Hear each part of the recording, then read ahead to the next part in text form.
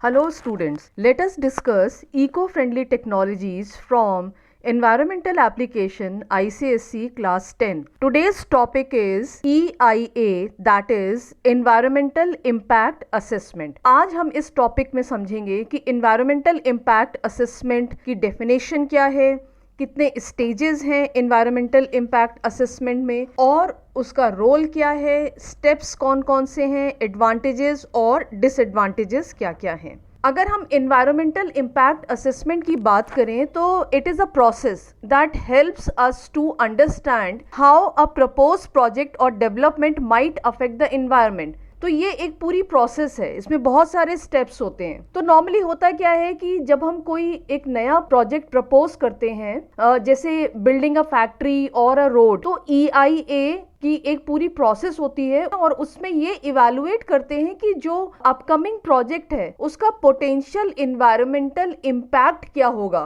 This process involves collecting information about the propose project and the environment in which it will be build. तो इसमें बहुत सारी process होती हैं, बहुत सारे स्टेप्स होते हैं। तो गवर्नमेंट ऑफ इंडिया ने अप्रोक्सीमेटली 30 डेवलपमेंटल प्रोजेक्ट्स के लिए EIA की जो प्रोसेस है उसको रिक्वायर्ड की है कि वो बहुत जरूरी है। जैसे कि कोल माइनिंग है या कंस्ट्रक्शन हो रहा है किसी बड़ी बिल्डिंग का, डैम बन रहा है, न्यूक्लियर पावर प्लांट बन रहा है, तो इन सारी प्रोसेस में एनवायरमेंटल इम्पैक्ट असेसमेंट की एक प्रोसेस है, वो गवर्नमेंट ऑफ इंडिया ने प्रपोज की है कि उसके बाद ही उसको किसी भी प्रोजेक्ट को अप्रूवल मिलेगा। An environmental impact assessment is an assessment of the possible positive और negative impact that a proposed project may have on the environment, together consisting of the natural, social and economic aspect. EIA एक पूरा एक assessment process है, उसमें हम ये देखते हैं कि जो भी अपकमिंग प्रोजेक्ट है उसका negative impact, positive impact environment के ऊपर, ह्यूमन बींग्स के ऊपर, एनिमल्स के ऊपर क्या होगा,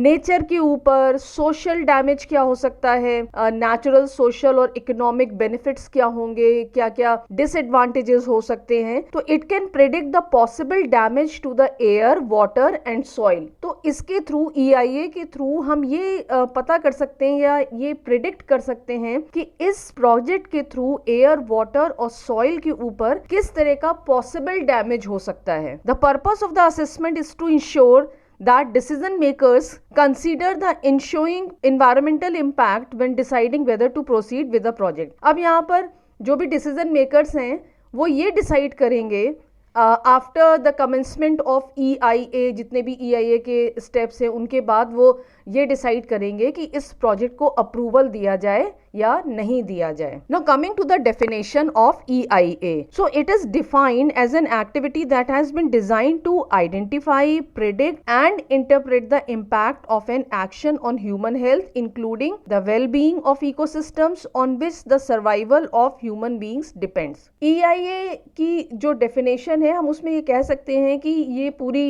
EIA एक एक्टिविटी है। EIA के जितने भी स्टेप्स होते हैं उसका मेन पर्पस क्या होता है या उसको किस तरह से डिजाइन किया है कि वो आइडेंटिफाई करे, प्रेडिक्ट करे या इंटरप्रेट करे कि जो भी अपकमिंग प्रोजेक्ट है उसका इम्पैक्ट ह्यूमन हेल्थ के ऊपर, ह्यूमन वेलबींग के ऊपर, इकोसिस्टम के ऊपर, एनवायरमेंट के ऊपर, सर्वाइवल ऑफ ह्यूमन बींग्स के ऊपर क्या होगा। EIA is an exercise to be carried out before any project और major activities is undertaken to ensure that it will not in any way harm the environment in a short term और long term basis. EIA का main purpose ये होता है कि जो भी project है उसका एनवायरमेंट के ऊपर, ह्यूमन बींग्स के ऊपर ना तो कोई शॉर्ट टर्म इम्पैक्ट होना चाहिए ना लॉन्ग टर्म इम्पैक्ट होना चाहिए। Any developmental Endeavour requires not only the analysis of the need of such a project, the monetary cost and benefits involved, but most important it is required a consideration and detailed assessment of the effect of a proposed development on the environment. The environment impact process was introduced with the purpose of identifying, evaluating the potential beneficial and adverse impacts of developmental project on the environment, taking into account environmental, social, cultural and aesthetic consideration. EIA का जो main purpose है वो ये है कि जो भी project है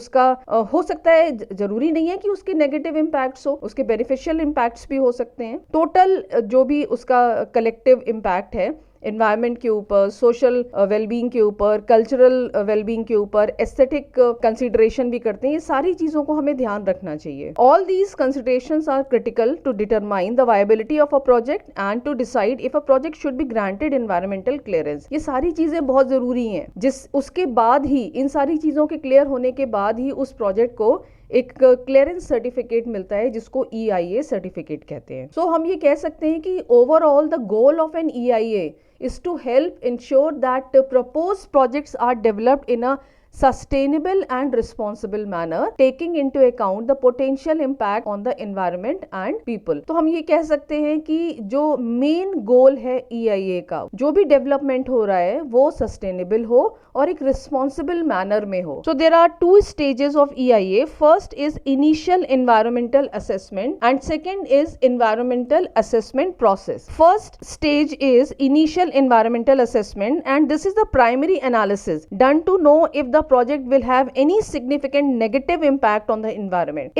ये एक प्राइमरी एनालिसिस प्रोसेस है। यहाँ पर हम सबसे पहले यही देखते हैं कि उस प्रोजेक्ट के थ्रू, जो प्रपोज प्रोजेक्ट है उसके थ्रू कोई नेगेटिव इम्पैक्ट तो नहीं हो रहा है एनवायरमेंट के ऊपर। It is the initial screening of the project. ये एक इनिशियल स्क्रीनिंग होती है किसी भी प्रपोज प्रोजेक्ट की, and if it is found that there is no significant impact on the environment, the project gets the environmental clearance और else the project enters the second stage of EIA। अगर ऐसा लगता है decision makers को कि इसका कोई भी नेगेटिव इम्पैक्ट नहीं हो रहा है तो उसको एनवायरमेंटल क्लियरेंस मिल जाता है, और अगर उसका कोई नेगेटिव इम्पैक्ट हो रहा है तो प्रोजेक्ट जो है, जो सेकंड स्टेज है EIA के, उसमें उसकी स्क्रीनिंग की जाती है। सेकंड स्टेज है environmental assessment process. This is the systematic analysis of potential effect of proposed action and possible alternatives to reduce the negative effects of the project on the environment. First process में अगर वो project clear हो जाता है, उसको clearance मिल जाता है तो बहुत अच्छा है। अगर नहीं मिलता है तो इस स्टेप में क्या होता है कि उसकी थोड़ी डिटेल्ड एनालिसिस की जाती है, सिस्टमैटिक एनालिसिस की जाती है कि जो नेगेटिव इफेक्ट है उसको हम किस तरह से रिड्यूस कर सकते हैं, या उसका कोई ऑल्टरनेटिव है, पॉसिबल ऑल्टरनेटिव है कि नहीं है। EIA is mandatory for projects like thermal power plant, crude oil refineries, chemical industries, iron and steel industry, mining, disposal of radioactive waste and landfills. तो ये कुछ ऐसे प्रोजेक्ट्स हैं जहां पर EIA मैंडेटरी है, and some projects are subject to discriminatory EIA which is the case for project which do not have any significant effect on environment. कुछ ऐसे प्रोजेक्ट होते हैं जिनका डायरेक्ट इफेक्ट होता है एनवायरनमेंट के ऊपर, जैसे अभी हम लोग ने देखा कि थर्मल पावर प्लांट है, माइनिंग है, radioactive waste disposal projects होते हैं। कुछ ऐसे प्रोजेक्ट्स होते हैं जिनका कोई सिग्निफिकेंट इफेक्ट नहीं होता है, जैसे पोल्ट्री यूनिट्स हैं, ग्लास मेकिंग है, फूड मैन्युफैक्चरिंग यूनिट्स होती हैं, हॉलिडे रिजॉर्ट्स हैं, टैनरी है या paper industry. Coming to the role of EIA, with the implementation of EIA future projects can be carried out with the least harm to the environment. Wastage of natural resources and money can be taken care of with proper projection. EIA के through जो money का wastage हो रहा है या natural resources का wastage हो रहा है उसको हम प्रॉपरली मॉनिटर कर सकते हैं। If the project is not feasible, alternative plans can be formulated. अगर कोई प्रोजेक्ट फीजिबल नहीं है, हार्मफुल इम्पैक्ट हो रहा है एनवायरनमेंट के ऊपर, तो हम कुछ ऑल्टरनेटिव प्लान्स को भी फॉर्मुलेट कर सकते हैं। Project planners and engineers can shape the project so that it's benefits can be achieved and sustained without causing adverse impact. जो प्रोजेक्ट प्लानर्स हैं, इंजीनियर्स हैं, वो उस प्रोजेक्ट को इस तरह से डिजाइन कर सकते हैं जिससे कि उसका नेगेटिव इम्पैक्ट है उस प्रोजेक्ट का एनवायरनमेंट के ऊपर वो मिनिमम हो, वो कम से कम हो। Wastage due to inadequate methods can be checked. कुछ ऐसे मेथड्स होते हैं जो प्रोजेक्ट में इन्वॉल्व हैं जिसके थ्रू बहुत ज़्यादा वेस्टेज हो रहा है नेचुरल रिसोर्सेज का, तो उसको हम रिड्यूस कर सकते हैं या उसको हम चेक कर सकते हैं। Coming to the steps of EIA, there are 8 steps of the EIA process. Now the first step is screening. First stage of EIA which determines whether the proposed project requires an EIA। तो सबसे पहले हम इसमें देखते हैं कि जो proposed project है अगर उसको EIA की रिक्वायरमेंट है, then the level of assessment required. उसके बाद जो भी और आगे के लेवल्स हैं असेसमेंट के वो रिक्वायर्ड होते हैं। Second step is scoping. This stage identifies the key issues and impacts that should be further investigated. Second stage में हम जो की इश्यूज होते हैं, की इश्यूज मतलब कि किस तरह से वो एनवायरनमेंट को हार्म कर रहा है, उससे कितना नुकसान हो रहा है, तो वो हम उसको आइडेंटिफाई करते हैं और ये प्रिडिक्ट करते हैं कि आगे आने वाले टाइम में वो कितना एनवायरनमेंट को नुकसान करेगा। So this stage also defines the boundary and time limit of the study. तो इस स्टेज में क्या होता है कि एक टाइम लिमिट होता है, मतलब थोड़ा सा टाइम लगता है कि उस प्रोजेक्ट को थॉरो उसकी स्टडी की जाती है। Third step is impact analysis. This stage of EIA identifies and predicts the likely environmental and social impact of the proposed project and evaluates the significance. इस स्टेज में ये देखते हैं कि जो प्रपोज प्रोजेक्ट है उसमें हम ये प्रिडिक्ट करते हैं कि उससे एनवायरमेंटल इम्पैक्ट क्या होगा, सोशल इम्पैक्ट क्या होगा और उस प्रोजेक्ट का सिग्निफिकेंस क्या है, उसकी इंपॉर्टेंस क्या है। Fourth step mitigation. This step in environmental impact assessment recommends the action to reduce and avoid the potential adverse environmental consequences of developmental activities। इस स्टेज में ये देखते हैं,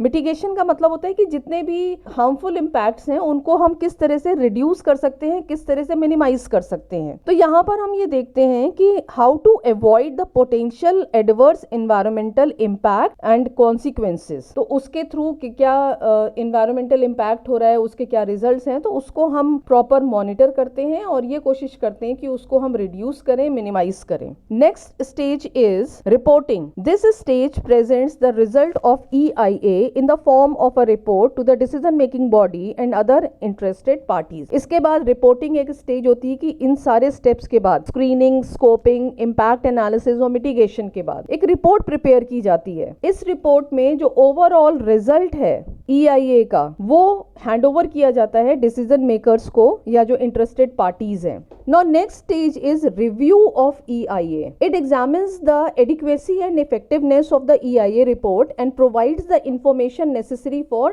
decision making। EIA रिपोर्ट बनने के बाद उसका रिव्यू किया जाता है।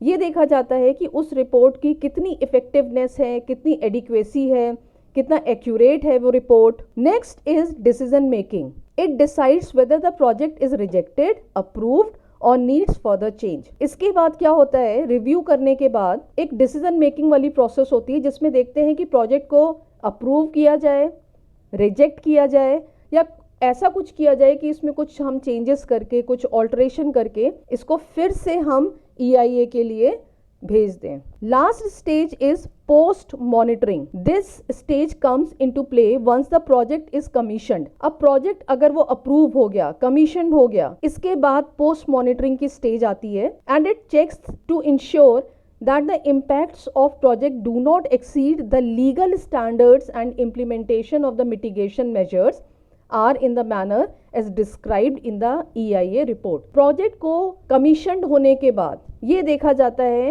कि क्या वो प्रोजेक्ट लीगल स्टैंडर्ड्स को फॉलो कर रहा है या जो भी स्टेप्स थे इम्प्लीमेंटेशन के रिगार्डिंग, मिटिगेशन के रिगार्डिंग, जो मिटिगेशन मेजर्स थे, स्टैंडर्ड्स थे, क्या उसको प्रॉपर फॉलो कर रहा है जैसा कि EIA रिपोर्ट में मेंशन किया गया है। तो ये पूरे स्टेप्स हैं EIA प्रोसेस के। Advantages of EIA, it provides better understanding of the impacts of the project on the environment and the local people.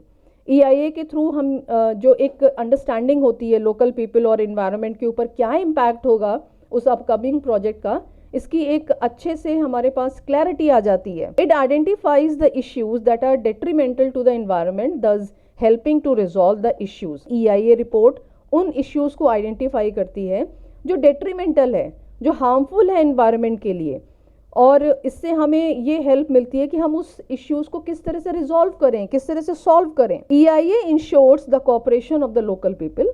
इसमें क्या होता है कि जो लोकल कम्युनिटी है, लोकल पीपल हैं, उनका भी इन्वॉल्वमेंट होता है। It helps in identifying alternative sites, plans, designs etcetera. EIA के थ्रू हम कोई ऑल्टरनेटिव साइट्स को आइडेंटिफाई कर सकते हैं, कोई दूसरे प्लान्स हैं उसको हम आइडेंटिफाई कर सकते हैं, या हो सकता है प्रोजेक्ट में कुछ साइट चेंज करना हो, जो भी लोकेशन ऑलरेडी अलॉट की है, हो सकता है उसके थ्रू इन्वायरमेंट के ऊपर, लोकल पीपल के ऊपर ज़्यादा इम्पैक्ट हो रहा है, तो हम उसकी साइट को भी चेंज कर सकते हैं, कुछ प्लान्स को चेंज कर सकते हैं और कुछ उसमें डिज़ाइन में भी चेंज कर सकते हैं। It reduces dispute and confrontation between the project owners and the government. EIA के थ्रू प्रोजेक्ट ओनर और गवर्नमेंट के बीच में जो डिस्प्यूट्स या जो कन्फ्रंटेशंस होते हैं वो कम हो जाते हैं। It creates a sense of ownership amongst the local people residing in and around the project area. ये जो प्रपोज प्रोजेक्ट है उस एरिया के अराउंड जितने भी लोकल पीपल हैं, जो लोकल कम्युनिटी है, उनके अंदर एक सेंस ऑफ ओनरशिप आता है। डिसएडवांटेजेस भी हैं EIA के। इट इज़ टाइम कंज्यूमिंग, क्योंकि इसमें इतने सारे स्टेप्स होते हैं और उन सारे स्टेप्स को फॉलो करने के लिए टाइम भी लगता है। Lack of suitable experts who can conduct the EIA। एक बहुत बड़ा डिसएडवांटेज ये है कि इसमें सारे स्टेजेस में अलग अलग एक्सपर्ट्स की ज़रूरत होती है, तो इसके लिए EIA के लिए एक परफेक्ट एक्सपर्ट जो है उनकी बहुत कमी है। Number of experts are very less जो EIA को कंडक्ट कर सकें।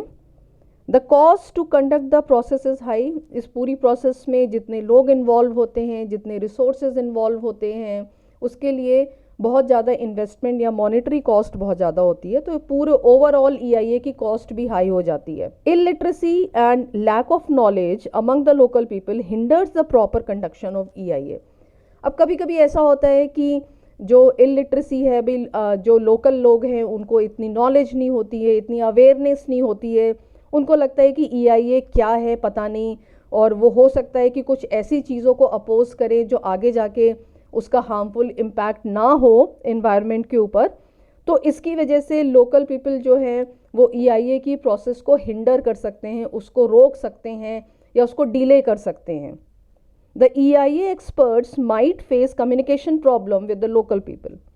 तो ये भी एक प्रॉब्लम होती है कि जो लोकल लोगों की लैंग्वेज है अगर वो नहीं आती है EIA टीम को, तो थोड़ी सी कम्युनिकेशन प्रॉब्लम हो सकती है। Now next is grass root upward planning rather than trickle down planning. यहाँ पे दो तरह की प्लानिंग्स हैं। अब हम दोनों का स्कोप डिस्कस करेंगे। दो प्लानिंग्स हैं, एक है ग्रास रूट अपवर्ड प्लानिंग और दूसरी प्लानिंग है ट्रिकल डाउन इफेक्ट प्लानिंग। तो सबसे पहले ग्रास रूट अपवर्ड प्लानिंग की तरफ जाते हैं। इसको it is also known as bottom up planning. तो सबसे पहले हम ये समझ लेते हैं कि ग्रास रूट अपवर्ड प्लानिंग क्या होती है। इसमें क्या होता है कि कोई भी चीज़ right from the bottom to top वो ग्रो कर रही है। वो इस तरह की प्लानिंग होती है कि सबसे पहले वहाँ पर लोकल कम्युनिटी का इन्वॉल्वमेंट होता है, जो लोकल लोग हैं उनका इन्वॉल्वमेंट होता है। इसके बाद अलग अलग जो टॉप लेवल्स होते हैं उनका इन्वॉल्वमेंट होता है, या हम कह सकते हैं कि जो लोकल पीपल हैं वो डिसीजन मेकर्स होते हैं, जो स्टेक होल्डर्स होते हैं वो इन्वॉल्व होते हैं, उनका पार्टिसिपेशन ज़्यादा होता है। तो EIA involves the local communities in the assessment stage rather than the higher authorities of the government और पॉलिटिशियन। तो ग्रास रूट अपवर्ड प्लानिंग में क्या होता है कि लोकल कम्युनिटी का ज़्यादा पार्टिसिपेशन होता है, गवर्नमेंट और पॉलिटिशियंस का कम पार्टिसिपेशन होता है, क्योंकि the local people help in the base data collection and there view point is important. क्योंकि लोकल पीपल या लोकल कम्युनिटी जो है वो डेटा कलेक्शन में बहुत ज़्यादा हेल्प करती है और उनका जो व्यू पॉइंट है, उनकी ओपिनियन है, वो ज़्यादा मैटर करती है। The effect of the project on the local community is an important aspect of environmental impact assessment, B it health effect और लाइवलीहुड। अब इसमें क्यों होता है, क्योंकि लोकल लोगों की जो लाइवलीहुड है या लोकल लोगों की जो हेल्थ है वो उसी प्रोजेक्ट के ऊपर डिपेंड करती है, तो उनका व्यू पॉइंट, उनकी ओपिनियन बहुत ज़्यादा मैटर करती है। ग्रास रूट अपवर्ड प्लानिंग में क्या होता है कि जो आइडियाज़, जो नीड्स होती हैं उसमें लोकल कम्युनिटी को प्रायोरिटी दी जाती है, and local organisations and individuals are given a significant role in the planning process. इस पूरी प्लानिंग प्रोसेस में उनको एक सिग्निफिकेंट रोल दिया जाता है, उनका इन्वॉल्वमेंट होता है। ऑन द अदर हैंड अब हम देखते हैं कि जो सेकंड मेथड है ट्रिकल डाउन इफेक्ट प्लानिंग, उसमें क्या होता है, trickle down theory where the wealthy will benefit the poor classes of the society by improving the economy as a whole.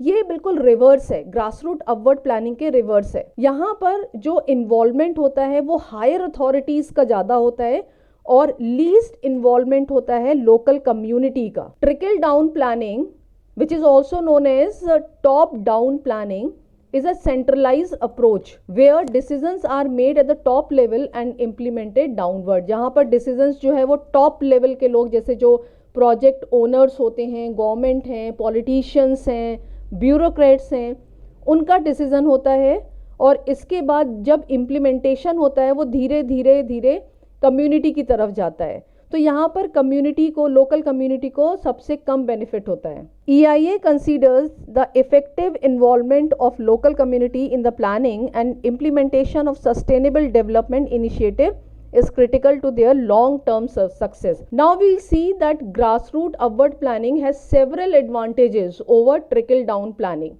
तो यहाँ पर हम देखते हैं कि क्यों एडवांटेजेस हैं, थोड़ा सा डिस्कस कर लेते हैं। Greater community involvement, grassroot upward planning में जो इन्वॉल्वमेंट होता है लोकल कम्युनिटी का इन द प्लानिंग प्रोसेस वो ज़्यादा होता है। And this approach encourages active participation from stake holders who have a interest in the development of their community. तो यहाँ पर उनका ज़्यादा पार्टिसिपेशन होता है। सेकेंड जो एडवांटेज है ग्रासरूट अपवर्ड प्लानिंग का, कि बेटर डिसीजन मेकिंग होती है यहाँ पर, क्योंकि यहाँ पर जो कम्युनिटी मेंबर्स होते हैं उनके पास नॉलेज बहुत होती है अपने लोकल एरिया की, तो वो उस नॉलेज को शेयर कर सकते हैं। एम्पावरमेंट का मतलब ये है कि जो ग्रास रूट अपवर्ड प्लानिंग है वो लोकल कम्युनिटी को एम्पावर करती है, क्योंकि यहाँ पर लोकल कम्युनिटी के अंदर एक सेंस ऑफ ओनरशिप की जो फीलिंग होती है वो आ जाती है। दूसरी चीज़ ये होती है कि ग्रास रूट अपवर्ड प्लानिंग जो है वो सस्टेनेबल डेवलपमेंट को बहुत ज़्यादा प्रमोट करती है, as it takes into account the long term needs of the community. क्योंकि यहाँ पर हम ये देखते हैं कि जो कम्युनिटी है, जो लोकल कम्युनिटी है, उनकी लॉन्ग टर्म नीड्स क्या हैं, उसी को ध्यान में रख के हम EIA करते हैं। तो ओवरऑल हम ये देख सकते हैं कि grass root upward planning is more effective empowering approach to the developmental planning than the trickle down planning. grassroot upward planning, उसके जो outcomes होते हैं, उसके जो results होते हैं वो ज़्यादा होते हैं regarding the local community. Now the next topic is natural resource accounting. तो सबसे पहले हम ये देख लेते हैं कि resources क्या होते हैं, natural resources क्या होते हैं, and what are the difficulties encountered in assigning monetary value to resources, कि जब हम इन natural resources की monetary value assign करते हैं तो क्या क्या difficulties आती हैं। तो हम ये कह सकते हैं कि a resource can be defined as anything that is useful or valuable to humans either in its natural state or after it has been transformed into something else. अब जैसे एक एग्जाम्पल लेते हैं कि एक ट्री है, तो उसका सिग्निफिकेंस जब वो ट्री है, जब उसको काटा नहीं गया है तो भी होगा, और जब उसको काटने के बाद उससे जो भी चीज़ें बना दी गई हैं या उसको ट्रांसफॉर्म कर दिया गया है किसी भी उस फॉर्म में, जैसे टेबल बना दी, चेयर बना दी, तो भी उसकी वैल्यू रहती है। तो रिसोर्सेज जो हैं वो अलग अलग फॉर्म्स में होते हैं। जैसे कि अगर हम नेचुरल रिसोर्सेज की बात करें तो वाटर, एयर, मिनरल्स, कुछ ह्यूमन मेड रिसोर्सेज जो इन्हीं नेचुरल रिसोर्सेज से बनते हैं, जैसे टूल्स हैं, मशीन्स हैं, या और भी जो इंफ्रास्ट्रक्चर्स हैं, तो ये सारे रिसोर्सेज होते हैं। अब इनकी हम मॉनेटरी वैल्यू कैसे असाइन करेंगे, ये एक थोड़ी सी डिफ़िकल्टी होती है, पर हम यहाँ पर देख लेते हैं कि कुछ एग्जाम्पल्स के थ्रू कि हम उनकी मॉनेटरी वैल्यू असाइन करने से पहले हमें क्या क्या चीज़ों को कंसीडर करना चाहिए। तो many resources are difficult to measure accurately, मतलब कुछ ऐसे रिसोर्सेज होते हैं जिनको एक्यूरेटली एग्जैक्ट मेजर करना बहुत मुश्किल होता है, which can make it challenging to assign a monetary value to them, जिससे कि उनकी मॉनेटरी वैल्यू, लाइफ टाइम की मॉनेटरी वैल्यू असाइन करने में प्रॉब्लम आती है। अब जैसे एक एग्जाम्पल है कि it can be challenging to measure the value of scenic value और the ecosystem services provided by a forest. अब एक फॉरेस्ट है, वो लोगों को एक सीनिक वैल्यू दे रहा है, एस्थेटिक वैल्यू दे रहा है, या फॉरेस्ट के अंदर बहुत सारी इकोसिस्टम्स हो सकते हैं, वो भी अपनी अपनी सर्विसेज प्रोवाइड कर रहे हैं। तो हम उसको कैसे, उस फॉरेस्ट की वैल्यू है, मॉनेटरी वैल्यू है, उसको किस तरह से मेजर करेंगे, तो ये एक थोड़ी सी प्रॉब्लम आ जाती है। तो किसी भी नेचुरल रिसोर्स की वैल्यू असाइन करने से पहले हम उसकी सब्जेक्टिविटी देखते हैं। सब्जेक्टिविटी का मतलब होता है कि अब जैसे एक एग्जाम्पल है कि value of work of art can very greatly depend on who is doing the value. जो भी आर्ट वर्क है, जो भी उस नेचुरल रिसोर्सेज के थ्रू, जो भी मॉडिफिकेशन होने के बाद जो आर्ट वर्क है, उसकी वैल्यू कौन कर रहा है, किस टाइम में हो रही है, किस सिचुएशन में हो रही है, तो ये सारी चीज़ों को कंसीडर करना है। दूसरी चीज़ हम ये देख सकते हैं कि जब भी हम किसी नेचुरल रिसोर्स की वैल्यू असाइन करें तो हमें ये देखना चाहिए कि उसकी वैल्यू उस पर्टिकुलर टाइम में कितनी है, उस पर्टिकुलर इकोनॉमिक पीरियड में कितनी है। जैसे कह सकते हैं कि जो सीनिक वैल्यू है या जो भी रिसोर्सेज है वो रूरल एरिया में है कि अर्बन एरिया में है, ये भी हमको कंसीडर करना पड़ेगा। हमको ये भी 2-3 चीज़ें देखनी चाहिए कि जैसे कि अब एक क्लीन एयर है, उसकी वैल्यू क्या हो सकती है, क्लीन वाटर की वैल्यू क्या हो सकती है। तो ये डिफ़िकल्ट होता है, पर जो एयर और वाटर के थ्रू पॉल्यूशन हो रहा है उसकी वैल्यू को मेजर करना थोड़ा सा इजी होता है। तो ओवरऑल हम ये कह सकते हैं कि assigning a monetary value to resources, तो इसके लिए हमें बहुत केयरफुल रहना पड़ेगा, हमें बहुत सारे फैक्टर्स को देखना पड़ेगा और जो कॉम्प्लेक्सिटीज़ हैं, जो सब्जेक्टिविटीज़ हैं उस प्रोसेस में, वो सारी चीज़ों को हमें ध्यान रखना पड़ेगा। Natural resource accounting is a systematic process of analysing and formulating the natural resource depletion. यहाँ पर हम नेचुरल रिसोर्सेज की जो वैल्यू है वो प्रॉफिट और लॉस के टर्म्स में हम उसको मेजर कर सकते हैं।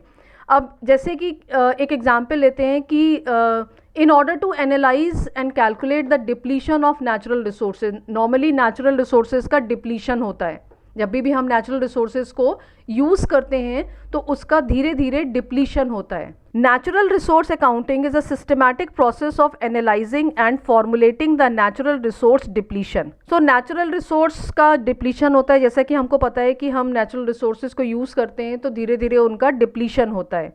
नेचुरल रिसोर्स अकाउंटिंग एक सिस्टमैटिक प्रोसेस है जो नेचुरल रिसोर्स डिप्लीशन को एनालाइज करती है और उसके बाद उसको प्रॉफिट और लॉस के टर्म में कैलकुलेट करती है। तो it is an accounting for natural resource similar to profit and loss that is harmful effect to the environment and natural resources versus the steps taken और benefits prevented from the human efforts to the environment. मतलब कि it is the analysis and calculation of the depletion of resources. तो natural resource accounting is a systematic method in contrast to the actions done or advantages obtained from human efforts to the environment. So it is an accounting for natural resources that is damaging to the environment and natural resources. यहाँ पर हम इसका valuation करते हैं कि उसके depletion से कितना मॉनेटरी लॉस हो रहा है। तो natural resource accounting is the process of measuring, monitoring and valuing natural resources. तो यहाँ पर हम नेचुरल रिसोर्स को मेजर करते हैं, उसको मॉनिटर करते हैं, उसकी वैल्यू निकालते हैं। In the context of environmental application, natural resource accounting can help us understand how natural resources are being used and how they can be conserved for future generation.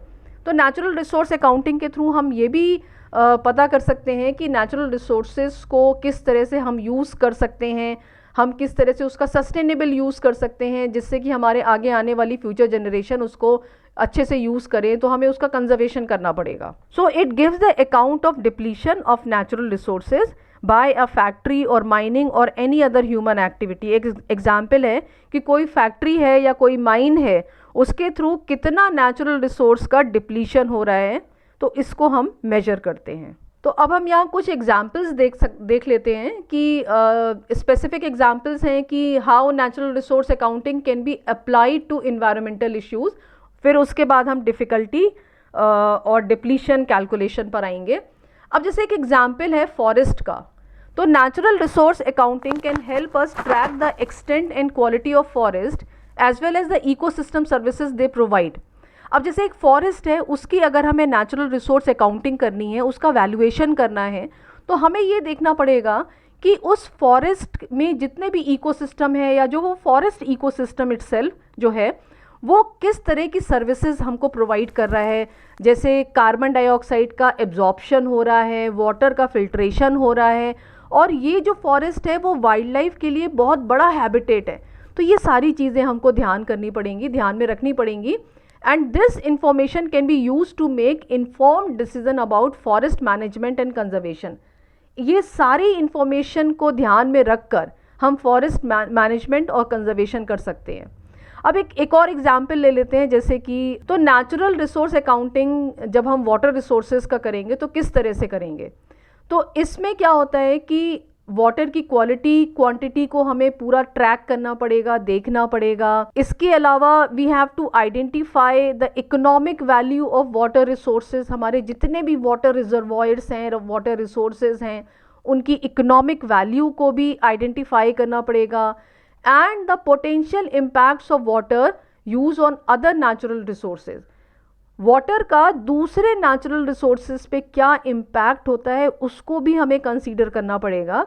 उसके बाद हम पूरे वाटर रिसोर्सेज का एक valuation कर पाएंगे या उसके लिए नेचुरल रिसोर्स अकाउंटिंग कर पाएंगे। तो इसी तरह से और भी एग्जांपल्स हैं। अच्छा, नाउ नेक्स्ट इज ये हम कह सकते हैं कि natural resource accounting is a valuable tool for understanding and managing natural resources in a way that promotes sustainability and protect the environment. तो नेचुरल रिसोर्स अकाउंटिंग एक बहुत अच्छा मेथड है जिससे हम सस्टेनेबिलिटी को प्रमोट कर सकते हैं और हम अपने एनवायरनमेंट को फ्यूचर जनरेशन के लिए प्रमोट कर सकते हैं। Difficulties in natural resource accounting. The cost of natural resources includes all costs necessary to acquire the resource and prepare it for extraction.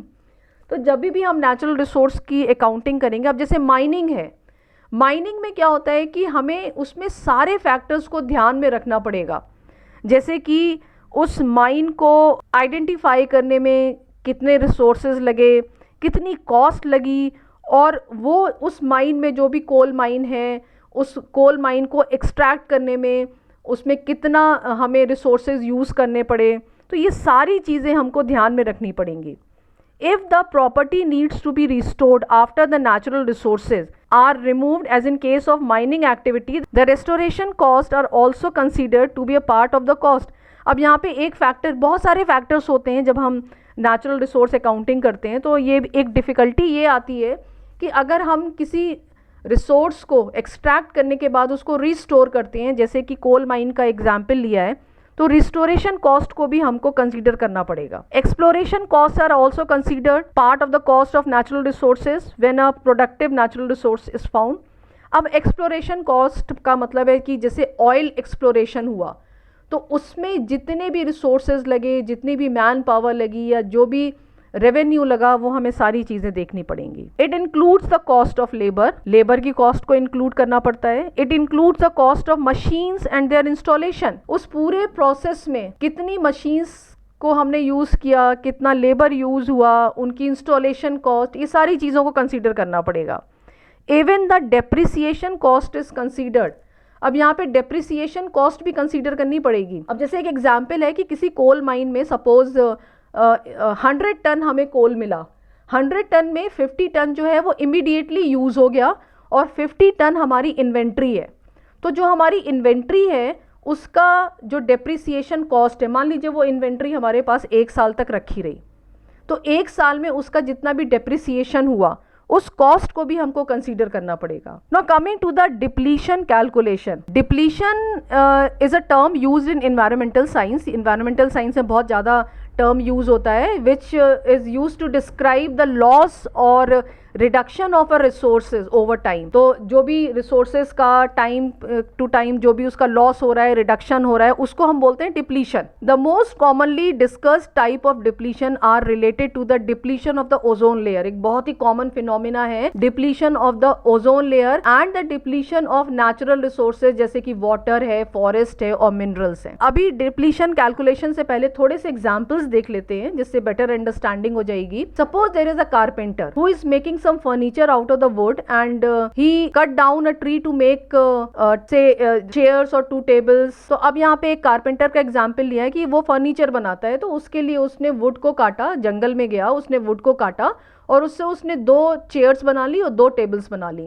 And the cost of that tree let us take as in, अब हम उस tree की जो cost है उसको हम एक consider कर लेते हैं। उसकी कॉस्ट सपोज 50,000 रुपीज़ थी। उस ट्री की जो कॉस्ट थी जब वो काटा नहीं गया था, उसकी अगर हम लाइफ टाइम वैल्यू करें तो सपोज वो हमको 50,000 रुपीज की वैल्यू देता, पर अब हमने उसको काट दिया है, उससे फर्नीचर बना दिया है, तो अब हम उसकी कैसे वैल्यू करेंगे, उसका वैल्यूएशन कैसे करेंगे। अब हम यहाँ ये देखेंगे कि उस पेड़ से जो हमने टेबल और चेयर बनाई है उससे हमें कितना प्रॉफिट हुआ है, तो हम ये कंसीडर करेंगे। हम ये नहीं देखेंगे कि उस ट्री से हमको आगे 50 साल या 100 साल में कितना प्रॉफिट होता। तो यूनाइटेड नेशन ने ये सजेस्ट किया कि जब भी हम किसी की वैल्यूएशन करें किसी नेचुरल रिसोर्स की, तो हमें उसमें ये सारी चीज़ों को कंसीडर करना पड़ेगा and subtract that the amount जो कि उस ट्री की एक्चुअल वैल्यूएशन थी जब वो नहीं काटा गया था,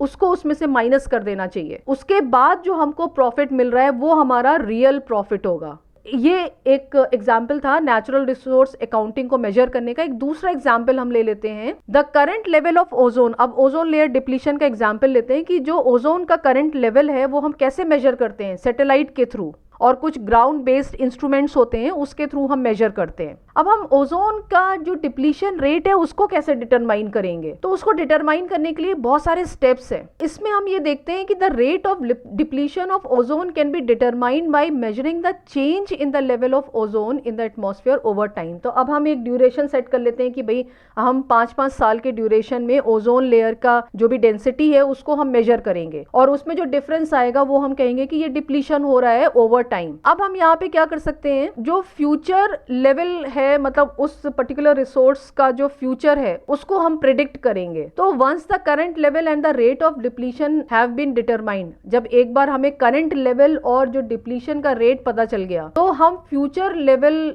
उस रिसोर्स का जो फ्यूचर लेवल है उसको प्रिडिक्ट कर सकते हैं। इस रिजल्ट के बाद हम जो भी डिप्लीशन हो रहा है, जैसे ओजोन में जितना भी डिप्लीशन हो रहा है उसकी डेंसिटी कम हो रही है, तो हम एक एक्शन ले सकते हैं कि उसको रिड्यूस करने के लिए, डिप्लीशन को रिड्यूस करने के लिए हम एक्शन ले सकते हैं, जैसे कि कंजर्वेशन है, रिसाइकलिंग कर सकते हैं, या ऑल्टरनेटिव रिसोर्सेज को डेवलप कर सकते हैं। तो जो भी चीज़ें हैं हम उसका वो एक्शन हम ले सकते हैं। तो हम कह सकते हैं कि जब हम किसी भी नेचुरल रिसोर्स के डिप्लीशन को कैलकुलेट करते हैं तो उसमें हम देखते हैं कि उसका करंट लेवल क्या है, उसका रेट ऑफ डिप्लीशन क्या है, उसका फ्यूचर लेवल प्रिडिक्शन क्या है, इसके बाद implementation of measure to reduce depletion, हम उस डिप्लीशन को रिड्यूस करने के लिए क्या क्या कर रहे हैं, कौन कौन से एक्शंस ले रहे हैं, ये सारी चीज़ों को हम कैलकुलेट कर सकते हैं। डिप्लीशन कैलकुलेशन, नेचुरल रिसोर्स का जो डिप्लीशन होता है वो डेप्रिसिएशन के इक्विवेलेंट होता है। जो फिक्स एसेट्स होते हैं उनका डेप्रिसिएशन होता है, उसके इक्विवेलेंट होता है नेचुरल रिसोर्स का depletion. Natural resources can not be depreciated over time. तो नेचुरल रिसोर्सेज का डेप्रिसिएशन क्यों नहीं होता, क्योंकि उनकी कोई फिक्स लाइफ नहीं होती है। जैसे कि एसेट्स होते हैं, हमारा घर है, हमारी गाड़ी है, उसकी एक फिक्स्ड लाइफ होती है, तो उनका डेप्रिसिएशन होता है। पर नेचुरल रिसोर्सेज की कोई यूजफुल लाइफ नहीं होती है। तो इसके अलावा जो नेचुरल रिसोर्सेज होते हैं, तो नेचुरल रिसोर्सेज को हम यूटिलाइज करते हैं, उनको एक्सट्रैक्ट करते हैं, उनको हम बेच देते हैं, तो वो डिप्लीट हो जाते हैं। तो जब हम डिप्लीशन को कैलकुलेट करते हैं तो इस मेथड में we estimate the entire amount of money needed to extract any form of natural resources from the ground. हम ग्राउंड से उस नेचुरल रिसोर्स को एक्सट्रैक्ट करने में हमारी जितनी भी मनी, जितना भी हमारा रेवेन्यू इन्वॉल्व है, उन सब चीजों को हम कंसीडर करते हैं। And this accounting cost recovery system ensured that the natural resource firm operator और owner, तो अगर हमें डिप्लीशन को डिफाइन करना हो नेचुरल रिसोर्सेज के टर्म में, तो हम ये कह सकते हैं कि depletion is the process of gradually decreasing a natural resource assets cost value. की जो कॉस्ट वैल्यू है उसका धीरे धीरे जब डिक्रीमेंट होता है, जब वो डिक्रीज होती है, तो इसको बोलते हैं डिप्लीशन। तो जब हम डिप्लीशन कैलकुलेट करते हैं तो जो नेचुरल रिसोर्सेज में डिग्रेडेशन या डिक्लाइन हो रहा है उसको भी हमें काउंट करना चाहिए। Next topic is depletion calculation. The cost of natural resource must be divided by the estimated unit in the resource deposit. यहाँ पर हम ये देखेंगे, अब एक एग्जाम्पल से हम ये समझते हैं कि सपोज कोई कोल माइन है, उस कोल माइन में ये एस्टिमेट कर रहे हैं कि हमें 1 लाख टन कोल मिलेगा, उसके जितना भी उसका लाइफ स्पैन है उस कोल माइन का, उसमें 1 लाख टन हमको कोल मिलेगा। और उसके लिए कोई कंपनी है जिसको कॉन्ट्रैक्ट मिला है, उसने सपोज 50 लाख रुपीस जो है वो स्पेंड किए हैं, तो अब यहाँ पर नेचुरल रिसोर्स की कॉस्ट है। अब यहाँ पे हम देख रहे हैं, जैसे अब इस इक्वेशन में आप देखिए कि depletable cost upon unit of resources is equal to per unit depletion. हमको यहाँ पर यूनिट डिप्लीशन निकालना है, क्योंकि हमें पता है कि नेचुरल रिसोर्सेज को जब हम एक्सट्रैक्ट करते हैं, जब हम यूज करते हैं, तो उनका डिप्लीशन होता है। इसके अकॉर्डिंग हम यहाँ पर डिप्लीटेबल कॉस्ट हमारी 50 लाख रुपीस है, और हमको ये पता है कि उसके टोटल हमें 1 लाख टन कोल मिलेगा, 50 लाख अपॉन 1 लाख, और उसके बाद जो हमें रिजल्ट मिलेगा वो होगा पर यूनिट डिप्लीशन।